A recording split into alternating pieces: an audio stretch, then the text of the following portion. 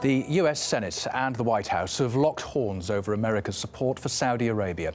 Senators are demanding that the government ends military aid to the Saudi-led war effort in Yemen. Here's how the US Secretary of State reacted to the move. They're considering debating a resolution on the Senate floor, which we think is just poorly timed.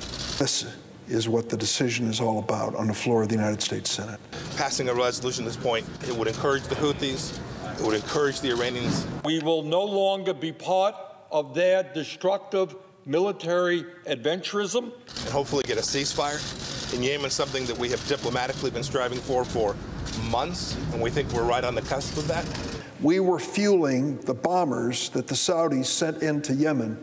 Well, the vote comes amid the ongoing anger over the killing of Jamal Khashoggi, the dissident journalist murdered last month inside the Saudi consulate in Istanbul. Caleb Maupin has more on Washington's current divisions.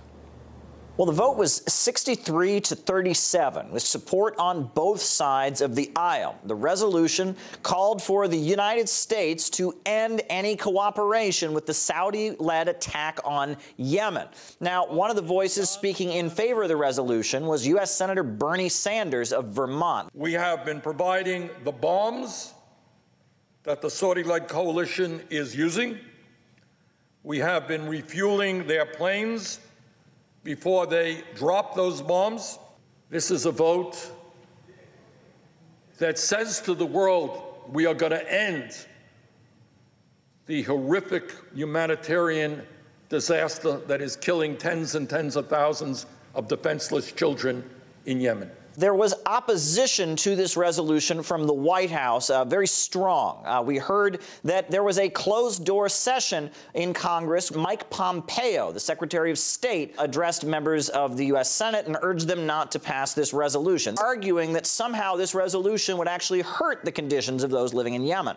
The suffering in Yemen grieves me, but if the United States of America was not involved in Yemen, it would be a hell of a lot worse. It's been widely reported that the United States prevented a resolution in the United Nations that would have condemned the Saudi attacks on Yemen. The resolution had support from the United Kingdom, among others, and essentially would have called on Saudi Arabia to cease its activities that harmed civilians. However, the United States worked behind the scenes to prevent it from becoming a resolution. Now, there has been widespread opposition and condemnation to Saudi Arabia's activities in Yemen. We've heard statements from charities that have come forward, humanitarian organizations, and said that essentially Saudi activities put 14 million people at risk of malnutrition.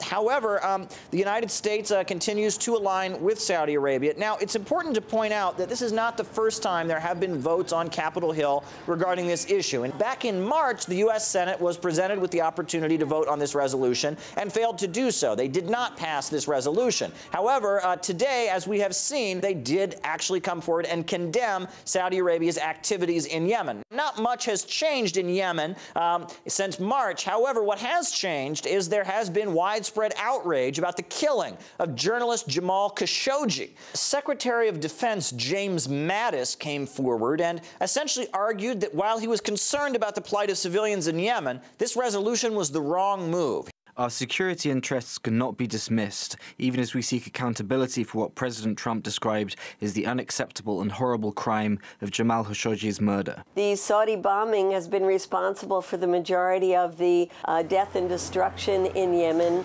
and has led to this tremendous famine, the largest outbreak of cholera in modern history, and none of that seemed to move the elected officials in this country enough to do anything about it.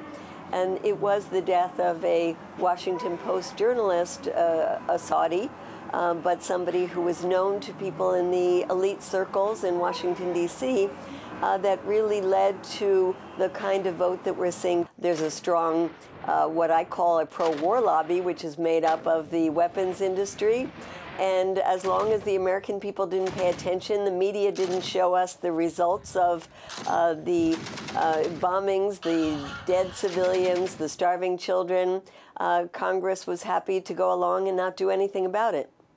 Well, Saudi Arabia strongly denies attacking civilians, saying that it only targets Houthi rebels whom they consider terrorists. Meanwhile, the situation continues to deteriorate every day in Yemen, which is already described as one of the worst humanitarian crises on the planet. Just a warning that some of the following images are upsetting to watch.